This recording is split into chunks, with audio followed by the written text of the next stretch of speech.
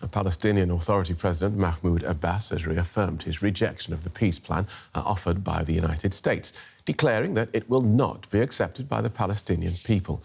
Speaking at the UN Security Council, Mr. Abbas said the deal would strengthen what he called the apartheid regime and reward Israeli occupation rather than holding it accountable for crimes committed against Palestinians. The deal, backed by the US and Israel, would grant Israel several of its long-held wishes. DW correspondent Tanya Kremer has more. The occupied West Bank. Trump's plan could lead to the de facto annexation of parts of the territory which was captured by Israel in 1967. Annexation of territory was condemned after World War II by the United Nations Charter.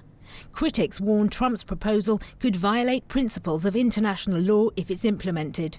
So first, obviously, we should take this very seriously. This is not a peace plan. This is a plan for perpetuating the oppression and dispossession of Palestinians, not giving them statehood, no rights, but a permanent state of apartheid. I think the important thing to note is that de facto annexation has already occurred. So when we're talking about annexation, especially with regards to the Trump plan, we're talking about de jure annexation.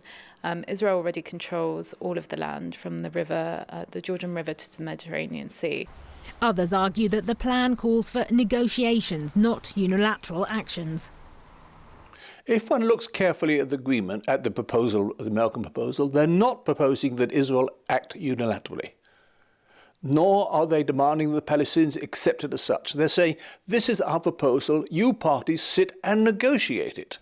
Now, Israel, under this plan, Israel would have certain parts of the West Bank, but it needs to be negotiated.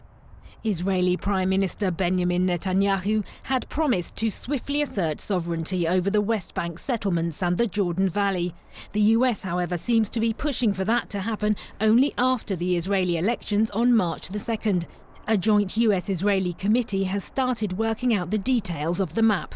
If the international community is still interested in international law being a fundamental governing regime for universal values, it needs to consider what's happening in Palestine very seriously indeed.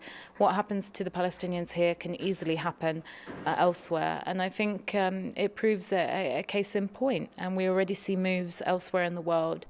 If Israel proceeds with such a de facto annexation, it's unclear how the rest of the international community will react. We can take a closer look with Hadi Amr, who's a former US Deputy Special Envoy for Israeli-Palestinian negotiations. Welcome to DW. How do you see this? Is this plan likely to violate international law? Look, first of all, the main question for your viewers is, why should the international community and Europe and the US care? And it's because from day one, right, the outset, 100 years ago, 70 years ago, we've been implicated in creating this sort of two-state solution, which the United States and Israel even accepted over 70 years ago. So that's number one. You know, look, the Trump plan essentially violates all the core principles that that the international community, that former U.S. presidents worked on. So first and foremost, there's, half of the people in the Holy Land are Jews, the other half are Palestinians. There needs to be kind of equal measures of freedom, equality, prosperity, and security for both peoples. And this plan simply does not provide for that. So given that not just the Palestinians dislike this plan, but they also have support from a number of countries, can the Palestinian Authority get these other countries to sort of back them through official channels? Well, in a great sense, they already have, right? So the Arab League, the Organization for the Islamic Conference, the European Union High Representative, the United Nations Secretary General have all said that plans must be based on the United Nations resolutions and not Trump's plans. So it's essentially, the Trump plan is essentially an agreement between an embattled American president and a prime minister in Israel who's both up for election and is currently being indicted. So it's really a plan between those two individuals and their advisors. Doesn't really include anyone else. And is there any chance of this being imposed on the Palestinians?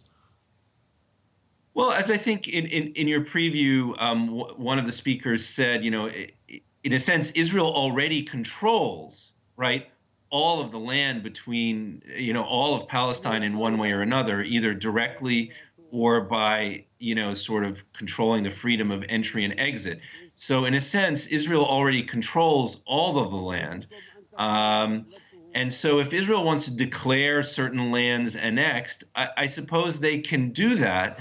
But it's pretty clear that the international community will never recognize that. Look, Israel is one of the most prosperous countries in the world. Its per capita GDP is greater than France, greater than Japan. It should be basking in comfort and security and prosperity and drinking pina coladas on the beach.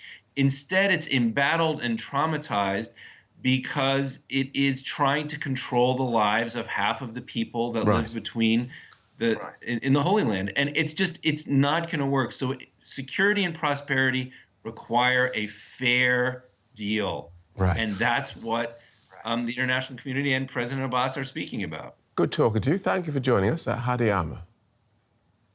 Great pleasure.